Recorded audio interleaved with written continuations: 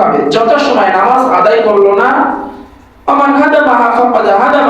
সে মূলত ধর্মকে নষ্ট করে ফেললো, ধর্মকে বিনষ্ট করে ফেললো। এই জন্য যে সমস্ত ব্যক্তিরা আমাদের মধ্যে নামাজ যথারীতিভাবে আদায় করে না, তারা মূলত নামাজকে নয় বরং ধর্মকে নষ্ট করে ফেলতেছে। বিশ্বনবী ভাষ্য অনুযায়ী এই নামাজ এতটা গুরুত্বপূর্ণ ইবাদত, অন্যান্য যে সকল ইবাদত বন্দেগী হুকুম আহকাম বিধিবিধান রয়েছে, আল্লাহ রাব্বুল আলামিন সে সমস্ত হুকুম আহকাম বিধিবিধান জিবরিল আমিনের মাধ্যমে ওহী আকারে দুনিয়াতে পাঠিয়েছেন। কিন্তু নামাজের বিষয়টা সম্পূর্ণরূপে আলাদা। আল্লাহ তাআলা চাইলে পারতেন নামাজকে ওহী আকারে দুনিয়াতে পাঠাবেন, কিন্তু আল্লাহ তাআলা তা করেননি। বরং নামাজের গুরুত্ব বোঝানোর জন্য আল্লাহ রাব্বুল আলামিন স্বয়ং বিশ্বনবীকে আরশে আজিমে ডেকে নিয়েছে, বিশেষভাবে বিশ্বনবীকে এবং আমাদের মতো উম্মতদের জন্য বিশেষভাবে হাদিয়া স্বরূপ হিসাবে নামাজকে দিয়েছেন, নামাজের গুরুত্ব বোঝানোর জন্য। যে নামাজ এতটা গুরুত্বপূর্ণ ইবাদত, আল্লাহ রাব্বুল আলামিনের নিকটে সবথেকে পছন্দনীয় এবং গুরুত্বপূর্ণ ইবাদত হলো নামাজ। আর এই নামাজকে আল্লাহ রাব্বুল আলামিন প্রতিটা মাখলুকের উপরে কোনো না কোনো ভাবে ফরজ করে দিয়েছেন। প্রতিটা মাখলুক নামাজ আদায় করেন।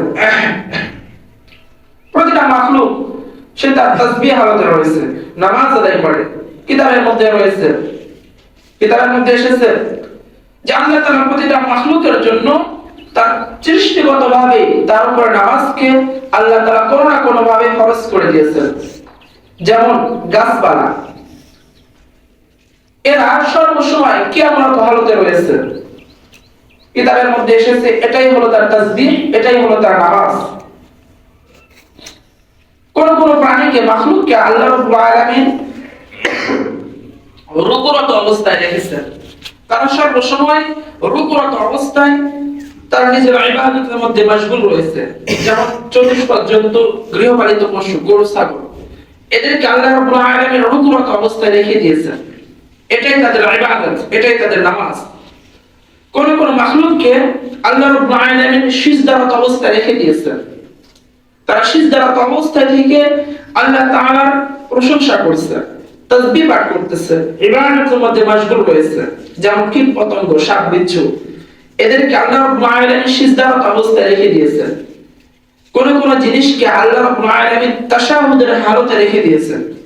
যেমন পাহাড়, পর্বতমালা, তাশাহুদের হালতে থেকে এরা আল্লাহ রাব্বুল আলামিনের ইবাদতের মধ্যে মশগুল রয়েছে। এটাই তার নামাজ, এটাই তার তাসবিহ।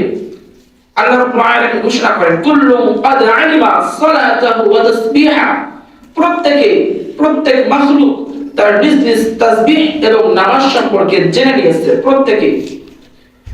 তবে এদের নামাজগুলো পরিপূর্ণ নামাজ নয়। এই জন্য এই নামাজের বিনিময়ে তাদেরকে দেওয়া হবে না। একমাত্র পরিপূর্ণ নামাজ দেওয়া হয়েছে উম্মতদেরকে, উম্মতে মুহাম্মাদীদেরকে। বিশেষভাবে নামাজকে দেওয়া হয়েছে পরিপূর্ণরূপে উম্মতে মুহাম্মাদীদেরকে।